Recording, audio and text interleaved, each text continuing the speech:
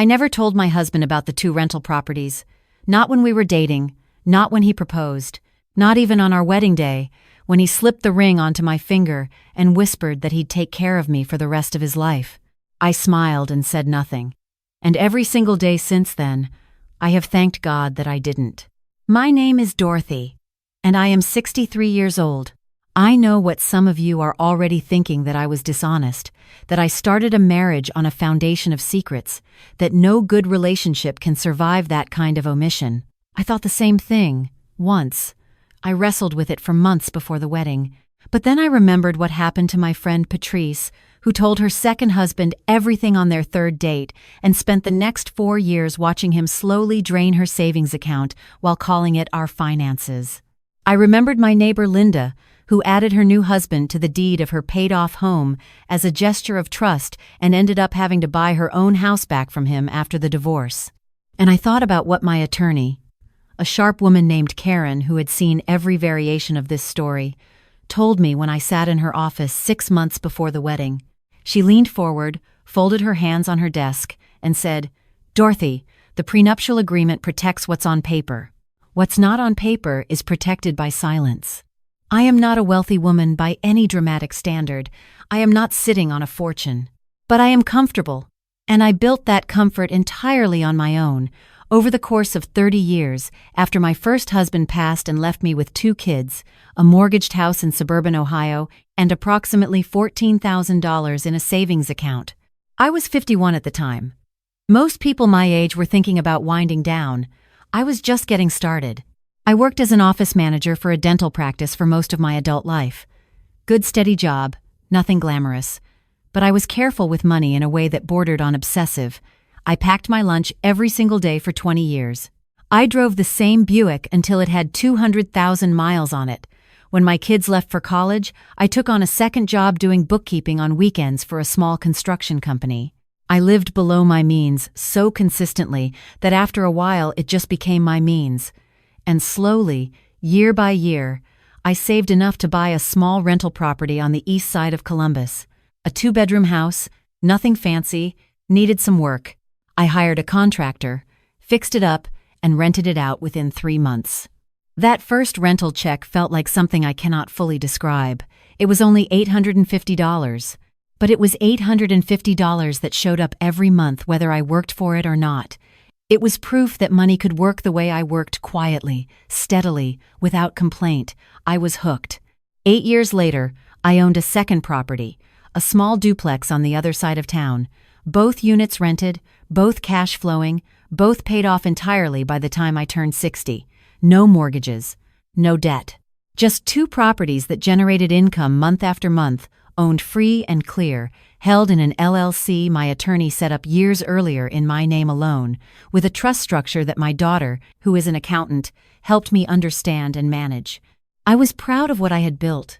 I was also, by nature and by hard-won wisdom, very private about it. When people asked how I was doing financially, I said I was fine. When friends pushed for more detail, I said I had some investments, and left it there. It was not something I discussed at dinner parties or mentioned on first dates. My financial life was mine. That was simply how I operated.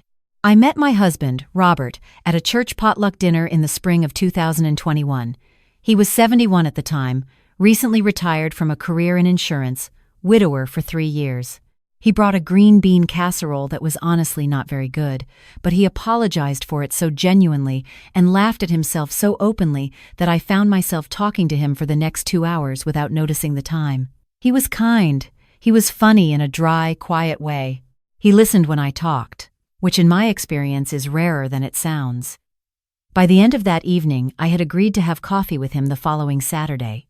We dated for a year and a half. He was attentive and generous, not with extravagant gestures but with the small things that actually matter, showing up when he said he would, remembering details I had mentioned in passing, never making me feel like an afterthought.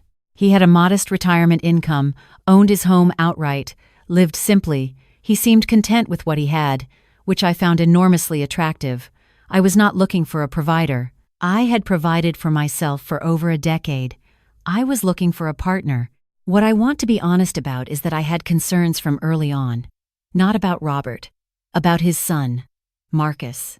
Marcus was 42, divorced, and living in an apartment in Dayton. He called his father frequently, which I thought was sweet at first, and visited every few months. He was pleasant enough to my face. Charming, even. But there were small things I filed away in the back of my mind.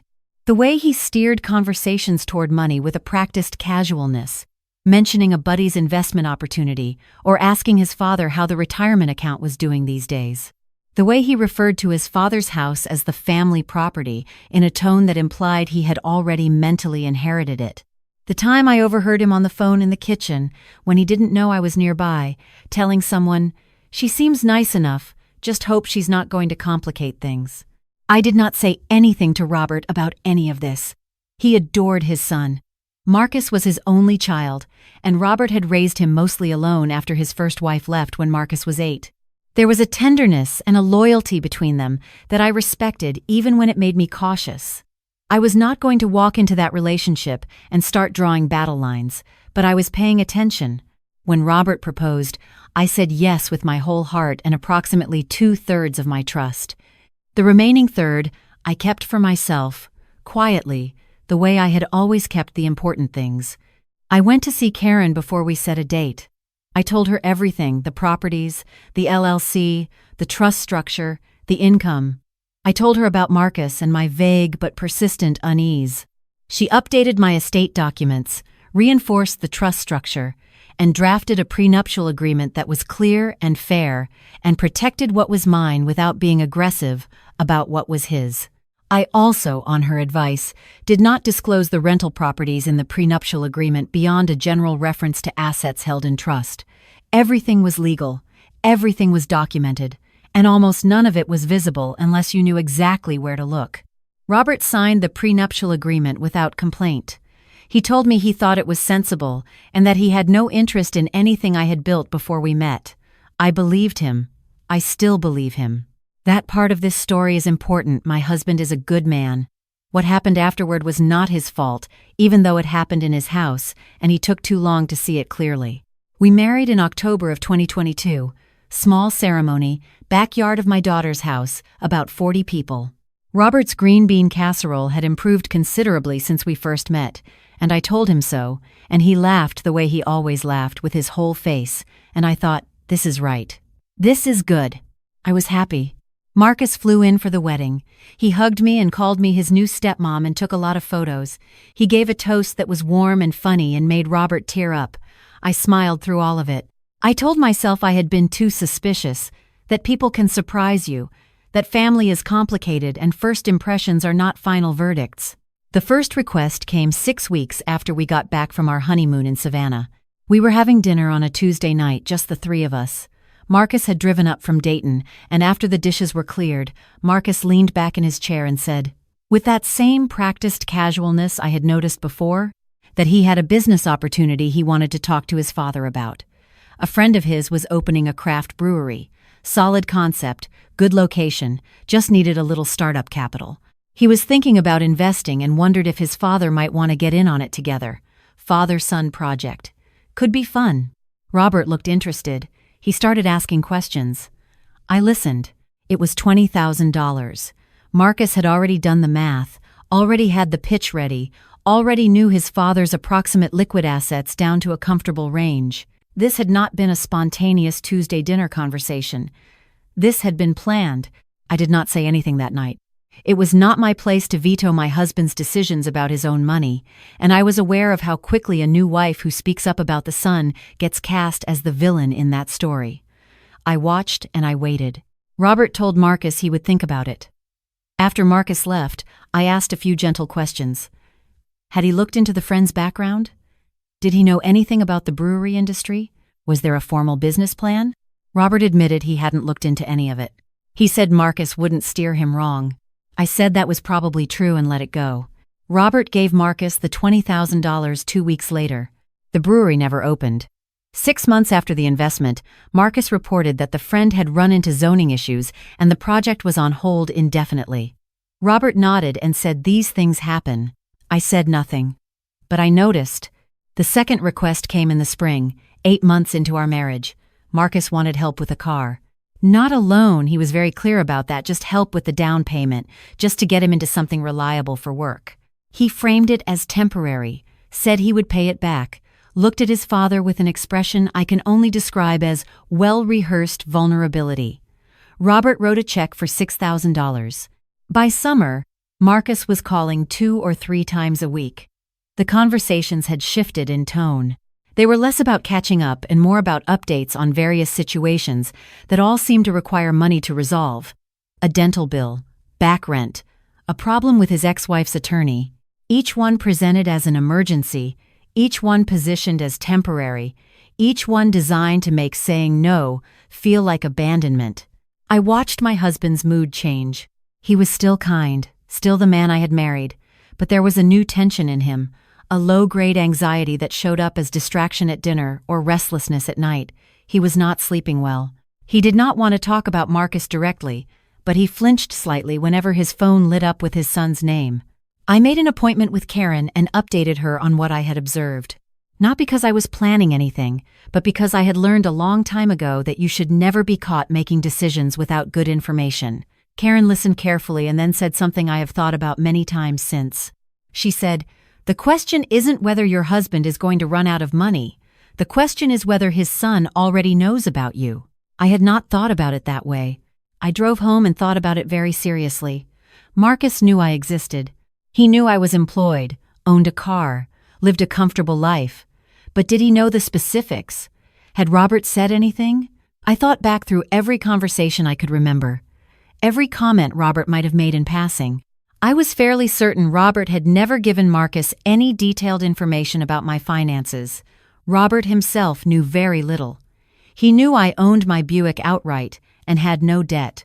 He knew I was careful with money. He did not know about the LLC. He did not know about the rental income. We kept our finances largely separate, by mutual agreement and by the terms of the prenup, and Robert had never pressed me for details I didn't offer.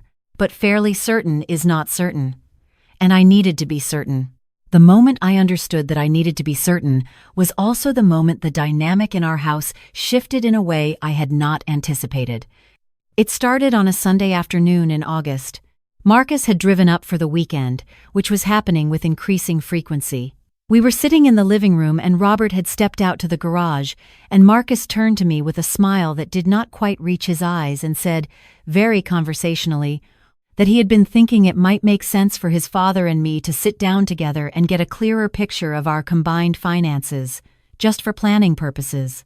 Just so they, and he used the word they, as if he and his father were a unit and I was an addition, to be assessed so they could think about the future properly. I looked at him for a moment without saying anything. Then I said that Robert and I were very comfortable with our current arrangement and that we had been thoughtful about our financial planning before we got married. Marcus nodded slowly, like he was filing that away. He said he just wanted to make sure his dad was taken care of. I said I understood, and that Robert was very well taken care of. After Marcus went back to Dayton, I told Robert about the conversation. I kept my tone neutral and factual. I was not trying to start a fight. I was trying to give my husband information. Robert was quiet for a long time. Then he said Marcus probably meant well and was just protective. I said I understood. I said I was not angry, just wanted him to know it had happened. He nodded and thanked me, and the subject was dropped. 2 weeks later, Marcus called Robert and suggested, and I only know this because Robert told me about it afterward, which I give him full credit for, that maybe it would be worth looking into whether we could combine our assets to get a better return on investment. He had a financial advisor friend who specialized in blended family estate planning, very reputable. Just an initial consultation, no pressure. Robert told me about this conversation with an expression on his face that I can only describe as uncomfortable recognition. He was starting to see the shape of things. He said he had told Marcus he would think about it. I asked him what he actually thought about it. He was quiet for a long time again. Then he said, "I don't think we need anyone else's help managing our finances." That was the right answer. But it was not the end of it. Through September and into October, the pressure came in different forms and from different angles. Marcus mentioned, in passing, that he had always assumed his father's house would stay in the family. He asked once, during a dinner I was not supposed to overhear but did, whether his father had thought about updating his will now that his circumstances had changed. He suggested at one point that I might be more comfortable in a smaller place, that the house was a lot to maintain for 2 people, that maybe downsizing would free up equity that could be used more flexibly. Each comment was deniable on its own. Each one landed with the precision of something carefully aimed. Robert started coming to me with a heaviness I had not seen in him before. He was not sleeping. He told me once, quietly, that he felt like he was being pulled in 2 directions and he didn't know how to make it stop without losing one of us. I held his hand and told him he was not going to lose me. I told him I was not going anywhere. But I also told him, gently and directly, that some of what Marcus was doing was not okay, and that protecting himself, protecting us, was not the same as abandoning his son. He heard me. I could see him hearing me even when he couldn't quite act on it yet. The moment everything changed came on a Saturday in November. Marcus had driven up again, unannounced this time, which was a first. He arrived at 10 in the morning while Robert was at the hardware store. I let him in because he was my husband's son and I was not going to be rude. He sat down in the living room and told me, with the pleasantness completely gone from his voice, that he thought we should have an honest conversation. He said he had done some research. He said he had noticed my name connected to an LLC in a county property record search. He said he wasn't trying to cause trouble, he was just trying to understand the full picture of what his father had gotten himself into. I sat across from him, and I felt something settle in my chest. Not fear, calm. The kind of calm that comes when the thing you have been preparing for finally arrives, and you realize the preparation was enough. I said, "Marcus, I think you should wait for your father to get home before we continue this conversation." He said he preferred to speak to me directly. He said it would be better for everyone if I was transparent about what I owned, because his father deserved to know, and if I wasn't going to tell him, then maybe Marcus would have to. I said, "You're welcome to tell him whatever you'd like." He stared at me. I think he had expected me to get flustered or defensive or to start bargaining. I didn't. I said, "I have an attorney. I have had one since before your father and I were married. Everything I own is held in a structure that predates this marriage, was disclosed appropriately in our prenuptial agreement, and is completely protected. There is nothing you can tell my husband that will change any of that. What I'd encourage you to think about is what your father is going to feel when he walks through that door and finds out that his son drove up here unannounced to pressure his wife about her finances." Marcus looked at me for a long moment. Then Robert walked in. I watched my husband read the room in about 4 seconds. He looked at his son. He looked at me. He asked, very quietly, what was going on. I let Marcus answer. What followed was one of the hardest conversations I have witnessed and not been a central part of. Robert sat down and asked Marcus, question by question, to explain exactly what he had been doing and why. Marcus tried to reframe it as concern, as family loyalty, as protecting his father from a woman he didn't know well enough. Robert listened to all of it. He did not interrupt. When Marcus was finished, Robert was quiet for a long time. Then he said, "I need you to go home. I need you to give me some time. And I need you to understand that this woman is my wife, and what you've been doing to her is not something I'm going to pretend didn't happen." Marcus left. He was angry, but he left. Robert and I sat in the living room for a long time after. I told him everything, then the properties, the LLC, the trust, the conversation with Karen before the wedding, all of it. I did not apologize for keeping it private, but I told him I was sorry that the way it came out had hurt him. He said he didn't feel hurt by the secret. He said he felt like an idiot for not seeing what his son had been doing sooner. I told him he was not an idiot. I told him loving someone is not the same as being naive about them, and that what Marcus had done was deliberate and practiced and not something Robert could have been expected to anticipate just because he was a decent person who trusted his child. He cried a little. I did too. We are still married. We went to counseling together for several months, and Robert went alone for a while after that, working through something complicated and painful about his son and his own history and what it means to love someone who takes advantage of that love. Marcus called about 3 weeks after the confrontation, not to apologize exactly, but to say that he had gone too far and that he hoped things could eventually be repaired. Robert told him he was open to that, in time, with real change. That conversation is ongoing. It is not resolved. These things rarely resolve cleanly. What I want to say To anyone listening to this who is somewhere in the middle of a similar situation, maybe you're about to marry someone, maybe you already have, maybe you're lying awake at night, wondering if the thing you felt in your gut was right, or if you were just being paranoid, is this. Protecting yourself is not the same as not trusting someone. I trusted Robert. I still trust Robert. My trust in him was never the thing at risk. What was at risk was everything I had built over 30 years of working and saving and being careful and showing up. And no amount of love was going to make it reasonable to hand that over without a structure that would keep it safe. I had a good attorney. I had documents in place before we signed a single piece of paper. I had a financial structure that existed in my name and my name alone, that had been set up years before Robert ever walked through my church's fellowship hall, carrying a casserole that was, honestly, a little under-seasoned. And I had the kind of quiet that my attorney told me about, the kind that protects what no piece of paper can fully cover, which is the information that the wrong person can use against you before you even see them coming. My rental properties are still mine. My income is still mine. My independence. The thing I worked for when I was a 51-year-old widow with $14,000 and a mortgaged house and 2 kids to finish raising, that is still entirely, completely, and permanently mine. And I am still married to a good man who has green bean casserole down to an art form by now, and who looks at me sometimes across the dinner table with an expression that tells me he understands, finally, exactly what it took for me to be sitting there. That is everything. That is enough. That is more than enough. If this story meant something to you, share it with someone who needs to hear it. You never know who is sitting up at night trying to figure out if their instincts are worth trusting. Tell them they are. Tell them to call an attorney first and ask questions later. And tell them that protecting what you built is never something you need to apologize for.